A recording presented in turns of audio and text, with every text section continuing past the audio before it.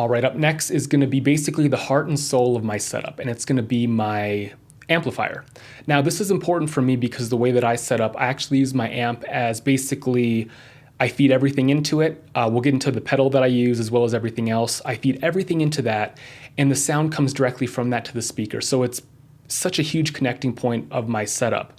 And it's what I use today is going to be the Mesa Rosette acoustic amp.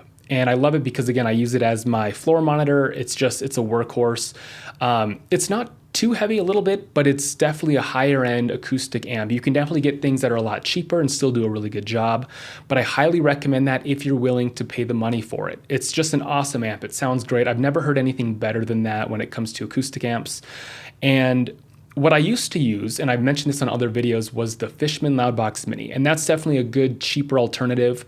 That thing was good for what it did for the meantime, for my first about a year and a half or two of gigging. It's small, it's compact, and I think it's about $400 to $450 brand new. I'm sure you could find it cheaper used.